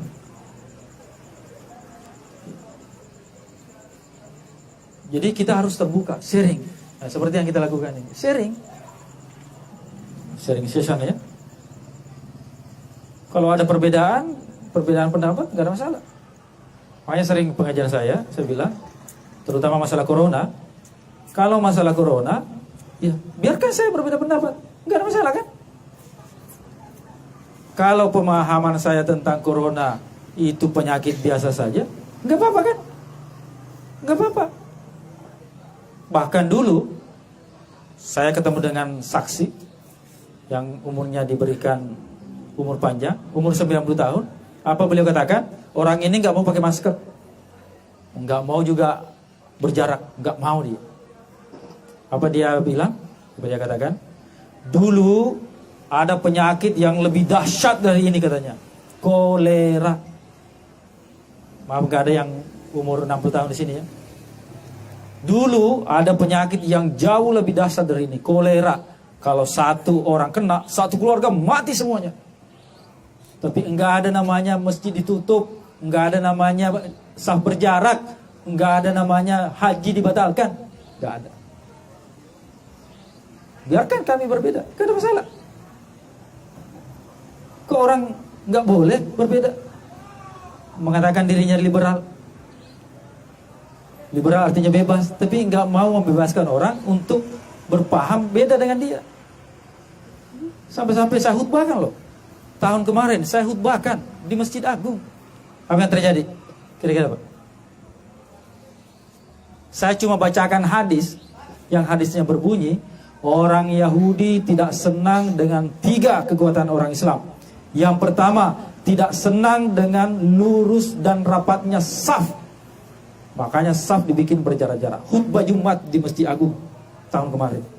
Yang kedua, orang Yahudi tidak senang dengan senyumnya dan salamannya orang Islam. Makanya senyumnya ditutup pakai masker. Dan mereka dilarang bersalaman. Sunnahnya bersalaman.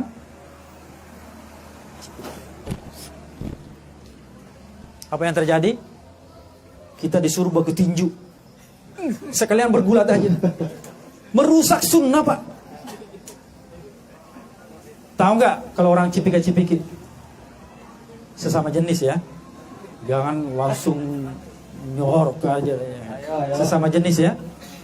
Itu kalau kita cipika-cipiki, kuman kita baku kenal. Baku kenal. Ini kedokteran Islam. Betul. Baku kenal dan insya Allah tidak akan menularkan penyakit. Bakteri baik gitu ya. Iya. Bakteri baik. Akhirnya kita dibatasi, silaturahmi diputus. Sadar nggak? Coba kira-kira. Yang ketiga, mereka tidak senang dengan suara amin yang menggelegar. Amin, amin, nggak senang dia. Makanya tutup masjid mereka. Yang kedua, batasi jumlah jamaah yang masuk. Pernah nggak ada isu kemarin yang ke masjid harus divaksin? Sadarkah kita, Pak? Saya khutbahkan ini, Pak, di Masjid Agung. Apa yang terjadi kira-kira? Apa yang terjadi? Saya dicekal sampai sekarang. Padahal dulu, mulai 2016, kalau saya datang, Ustaz, pengajian lagi. Saya sampaikan hadis ini, saya dicekal sampai sekarang. Tapi Allah menggantinya. Lebih banyak pengajian saya. Akhirnya kami bisa masuk di Bina Islam. Dan Bina Islam tahun ini bermaulid. Berapa puluh tahun Bina Islam tidak bermaulid. Saya datangkan kemarin Ustaz Riza Muhammad dari Jakarta, Ustaz Ubedillah alumni Madinah, dan Ustaz Abdullah alumni Mekah. Pernah ada yang ikut kah? Yang lihat? Yang dengar suaranya? Luar biasa.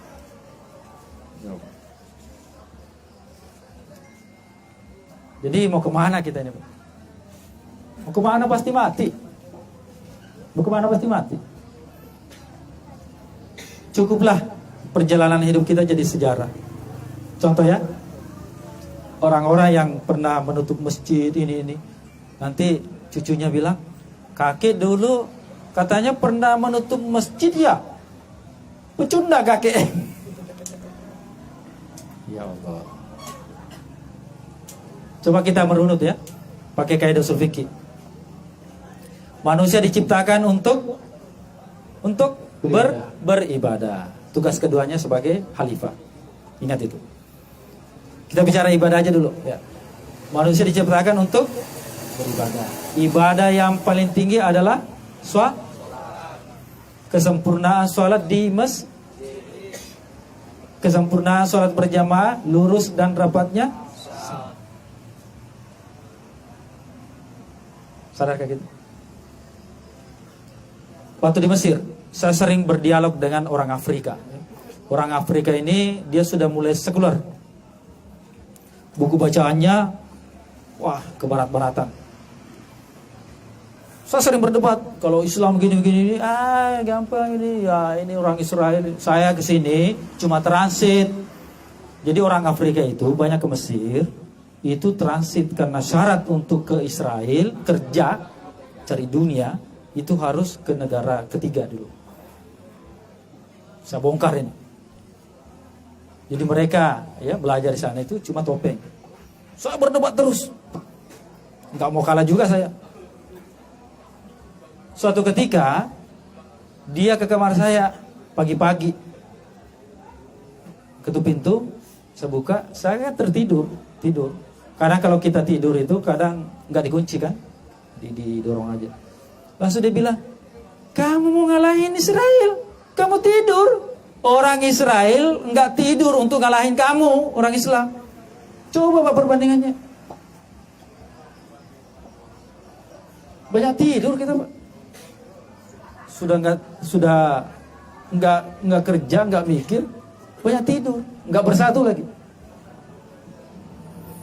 Tapi yakin ya akan ada itu. Cuma itu aja kita pikirkan. Apakah kita pemain atau penonton? Ya. Itu yang keberapa tadi? Ketiga ya. Yang keempat apa ya? Yang keempat kembali ke satu kali ya. Udah 3 aja. Capek.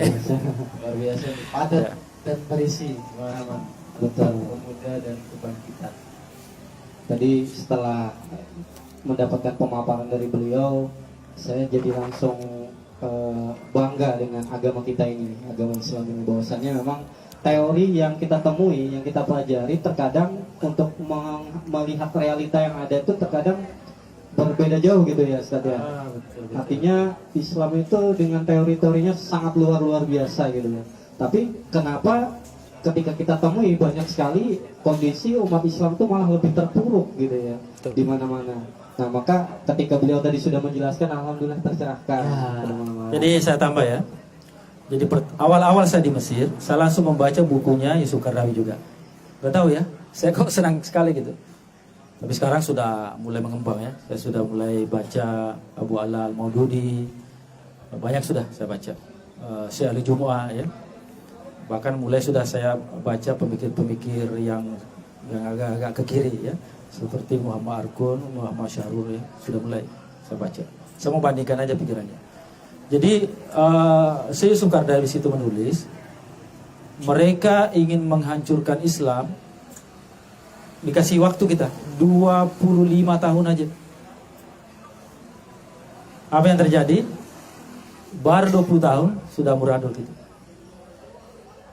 Jadi kenapa ya? Memang sejarahnya begitu. Pasti ada dua kubu ya, dua kubu. Nah, cuma masalahnya kita ini selalu jadi korban, Pak. Misalnya ya, kubu komunis berkuasa, yang diserang Islam lagi. Kok nggak nyerang yang sosialis gitu misalnya kan? Selalu kita, Pak. Ya, mungkin betul hadis itu. Kita ini dikeroyok. Tapi jangan menyesal ya, kita harus bangga ya, karena Islam paling tinggi ya. Yang membedakan Karena Islam ini apapun ya, mau peradabannya, mau ilmunya, dia punya roh. Ingat ya, yang membedakan. Makanya Islam ini pasti berjaya, karena rohnya itu adalah wahyu. Ingat itu. Wahyu ini berasal dari Tuhan yang menciptakan bumi ini, panggung sandiwara ini. Pasti menang gak? Pasti. Dan nggak ada agama yang mengurusi dari hal yang kecil sampai yang paling besar. Jadi hal yang kecil ini masuk WC dan mandi. Contoh ya, contoh, tolong perhatiannya. Kejayaan Islam itu lebih dulu dari Eropa 700 tahun.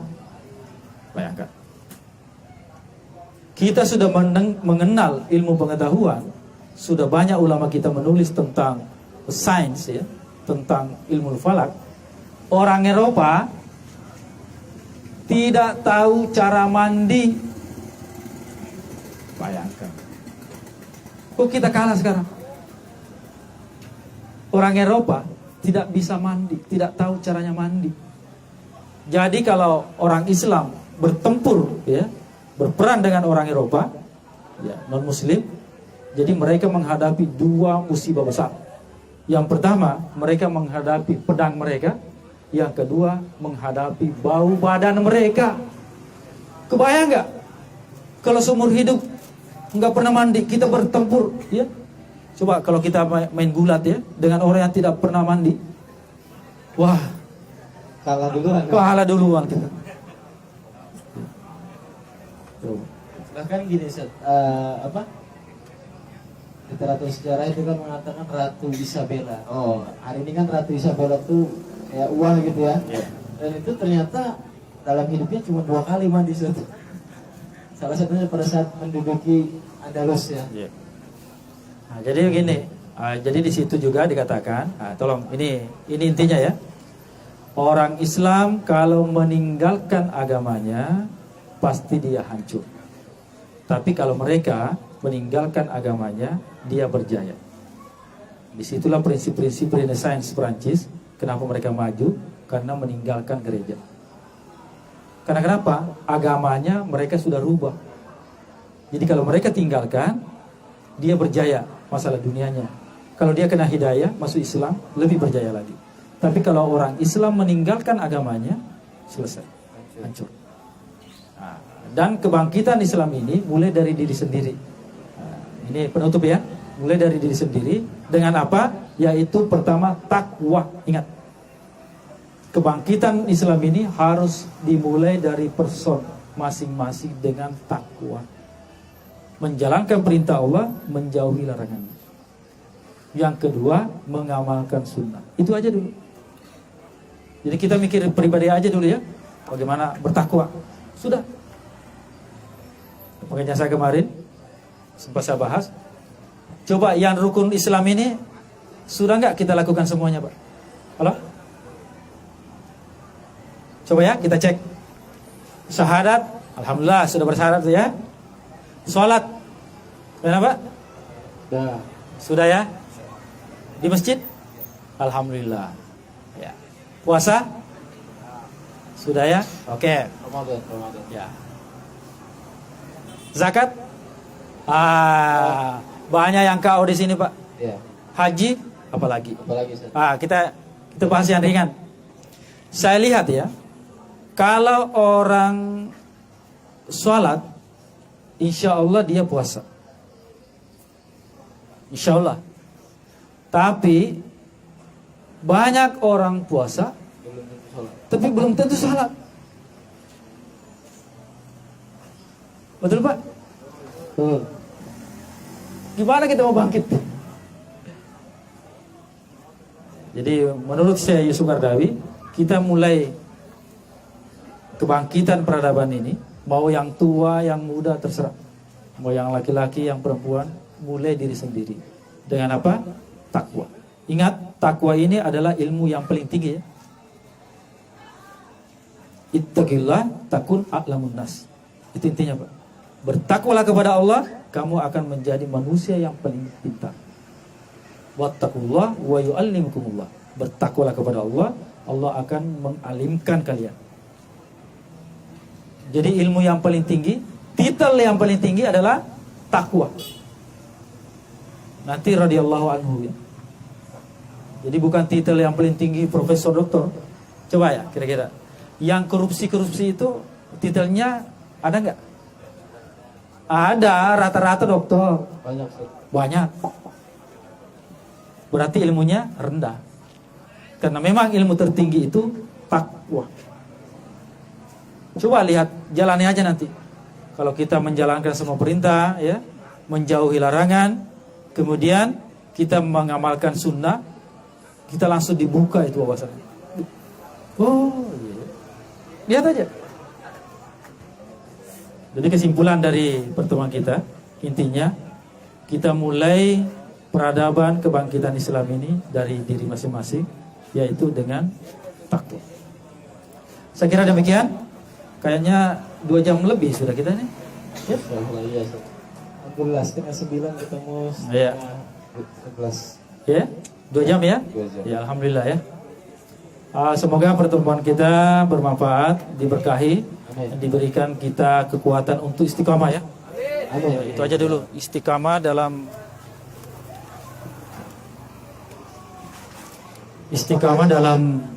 takwa. Ya. Itu aja dulu yang bisa diambil pelajaran malam ini, takwa. Ya, saya ingin menjadi manusia bertakwa.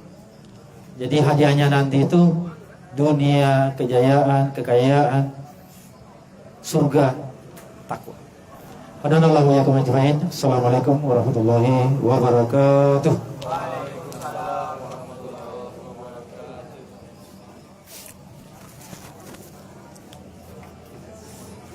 Pakai ini aja. Charger itu, oh ya pakai ini.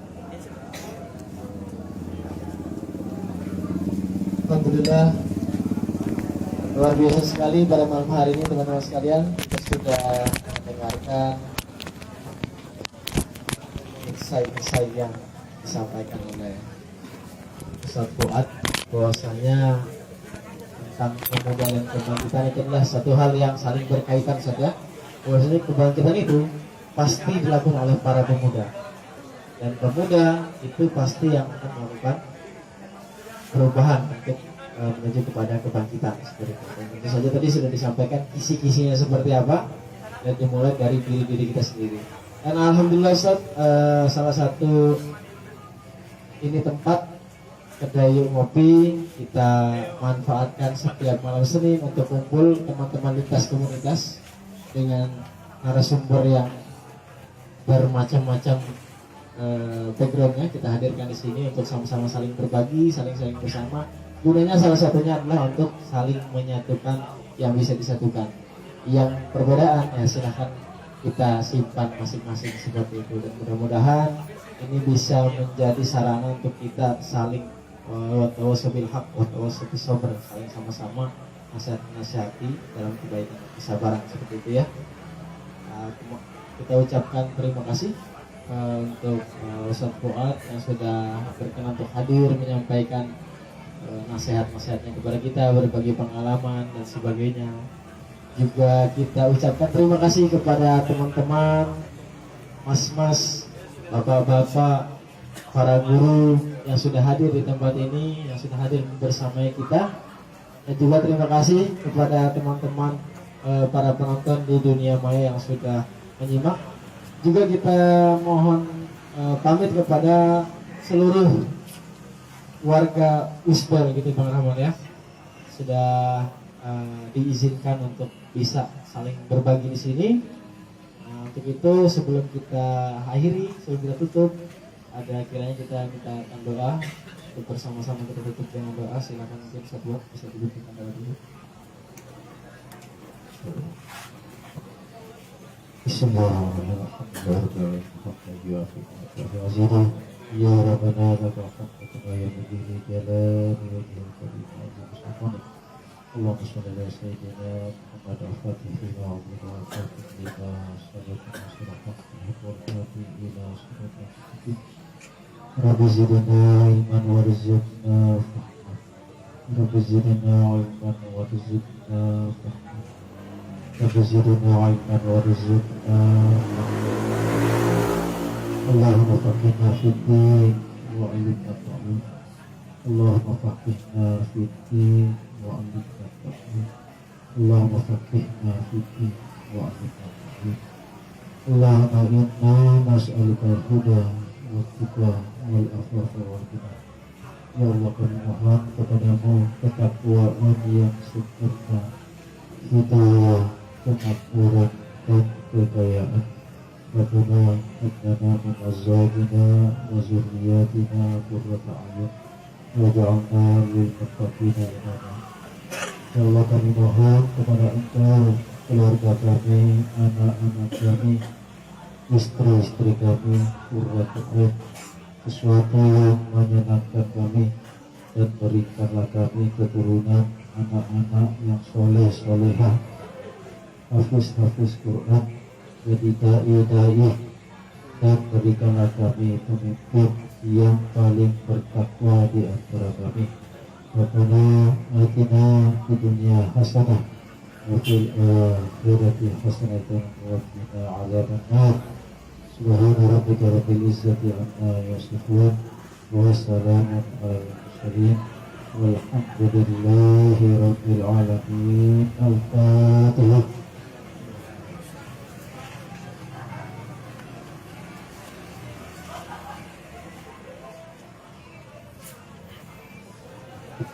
Alhamdulillah, baru saja kita sama-sama memohon doa pada Allah Subhanahu Wa Taala. Semoga Allah Subhanahu Wa Taala mengabulkan doa kita bersama. Baiklah, teman-teman sekalian, dan ini berakhir pula acara Yuk Ngopi kita pada malam hari ini. Sampai ketemu di pekan depan di tempat yang sama dengan tamu yang berbeda tentunya. Mudah-mudahan bisa tetap istiqomah dalam taat, istiqomah dalam hijrah. Taat tanpa nanti, taat tanpa tapi. Kita mohon maaf apabila ada kesalahan. Sekali mohon maaf. Kita tutup dengan sama-sama baca doa kafaratul majelis. Subhanallah bihamdika asyhadu an la ilaha illa anta astaghfiruka wa atubu ilaik. Akhirul kalam. Assalamualaikum warahmatullahi wabarakatuh.